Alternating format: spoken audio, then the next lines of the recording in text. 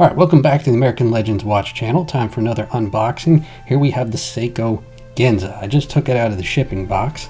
So here's the regular Seiko box. And inside of the Seiko box is the Seiko presentation box. Even nicer. Take that out. So black with the Seiko old school logo. Open that up. Here inside is this absolute stunner.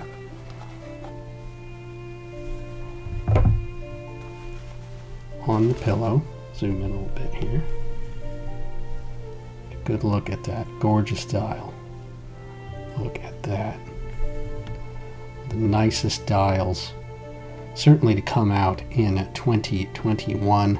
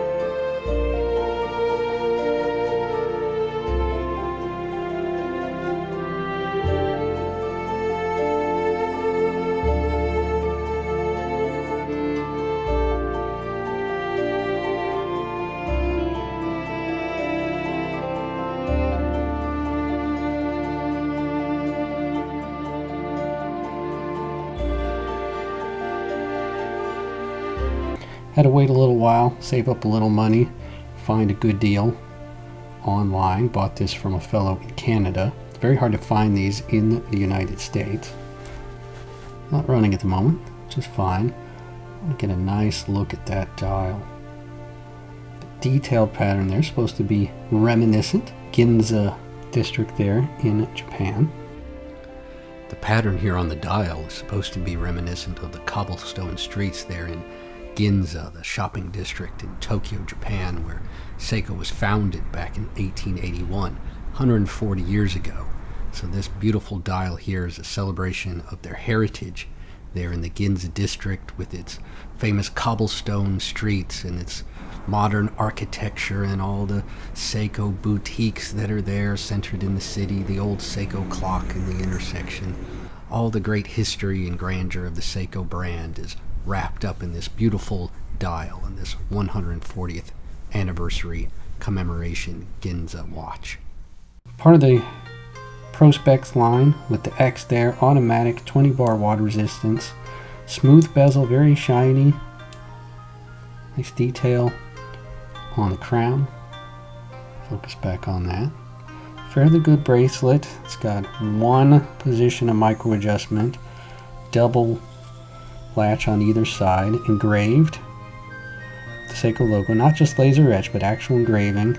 That looks like a real milled clasp, polished all the surfaces, solid links, definitely an upgrade from the Seiko that I am wearing. Focus on it. The Seiko that I'm wearing now is their take on an Oyster Perpetual, basically. That's what it's trying to look like. No Cyclops. But this is in titanium with a much more jingly-jangly bracelet, probably folded links. That's what it looks like. And just a stamped clasp on there. But still one of my favorite everyday quartz watches. Picked that up on eBay for about $50. And you really can't beat that. 2 days after Christmas. Let's see, that's a screw down crown with some extra water resistance. I'll have to set the time. That would have been midnight last night. And it is currently 4:14. Very smooth action. You'll notice it hacks the second hand stop. Love the contrasting color, kind of that light turquoise on the second hand. Very pretty. Put it in one notch, and that's winding.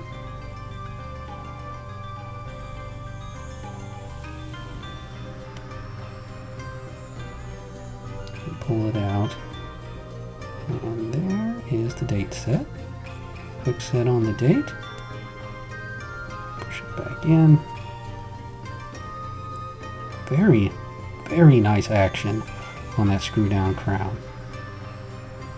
Reminiscent of really higher end watches, which is what this is shooting for. Seiko is trying to go up market now with many of their watches, this included.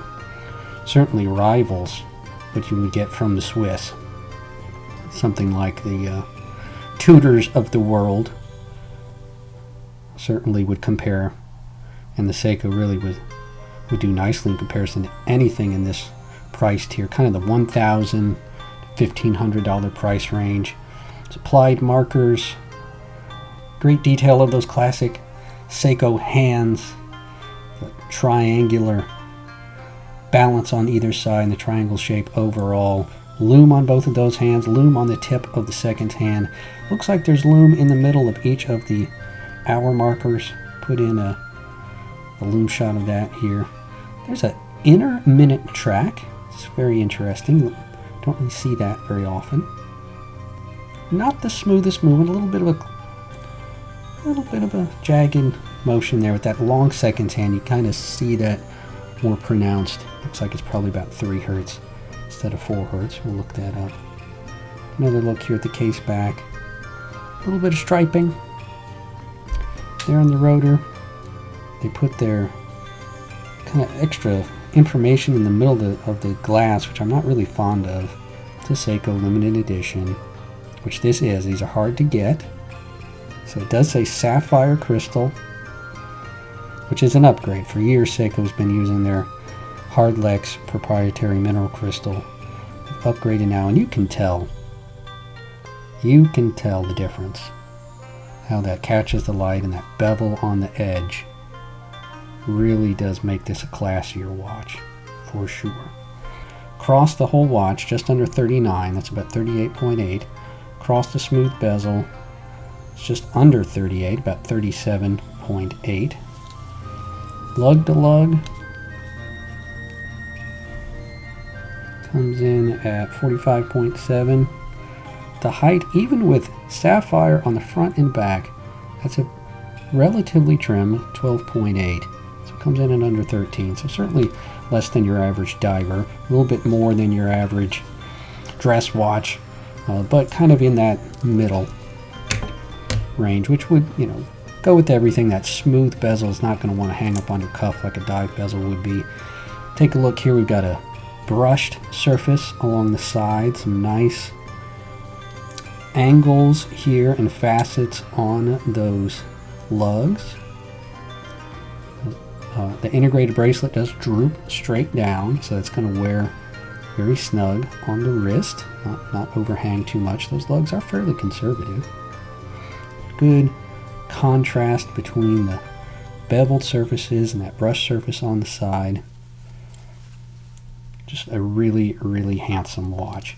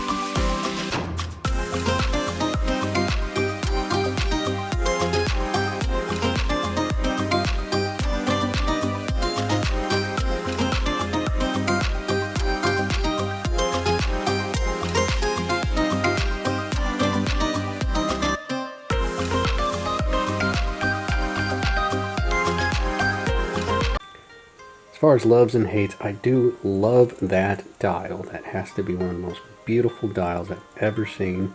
Certainly one of the greatest dials produced in 2021. Worthy dial for Seiko's 140th anniversary. Love the reflection of the light, the way that's treated, the sunburst and everything. So the dial, definitely wonderful. I love how it wears as just a hair under 39. This is a great everyday watch. Little concern though about the high polish on that bezel. Looks like it's already picked up just a hint of a scratch here and there just from me wearing it about here the last week or so. But a great everyday watch. In terms of things that could be improved, no sign on the crown. It would have been nice if they'd put a little bit of GS logo, or not GS, but you know, Seiko S or something like that there on the crown. Otherwise, the crown is very nice. The polishing on the finishing on the movement is pretty Spartan. They just get a little bit of striping there on the rotor. But other than that, you know, with the larger main spring inside to give the 70-hour power reserve, you only really get barely a view there of the balance inside. You don't get to see that very much, and there's just not a whole lot to see on the rest of the movement. The finishing is you know, kind of Spartan. The 70-hour power reserve is nice, but just in terms of things that certainly could be improved, that movement, the accuracy of that movement, plus or minus about 30 seconds per day, tends to average out over, you know, several days, but day to day you certainly notice it being a little bit fast one day and a little bit slow the next day. So a little bit disappointed with the performance of that 6R35 movement. I would gladly give up some power reserve for some more consistent accuracy on the part of that movement. 19 millimeter lug width. I just bought this suede strap to go with it as an everyday option. I do like the bracelet as well. However, the bracelet's lack of more than one micro adjustment, you just get 2 spots on it. It's really not a good middle ground for me to wear anywhere on that bracelet. So I do wish they had gone with a larger clasp and allowed for more micro adjustments. Maybe even a diver's extension, since this is a 20 bar water resistant watch with the screw down crown. There's really no reason why you couldn't have some more of a diver type of bracelet on it. Should mention also, it's very versatile when it comes to changing straps. Looks great with that bracelet that it comes with, strongly reminiscent of the Grand Seiko bracelets they've been using lately. No taper on there, same that they've been doing with the Grand Seikos. Solid lengths, milled clasp. You know, it's a very, very handsome bracelet, but you can throw it on a leather strap. Looks great on this black leather strap I borrowed off one of my Dan Henrys. 19 millimeters. Looks great on this suede strap I bought especially for it. And any other 19 millimeter strap you might have lying around, I'm sure would look great on this watch.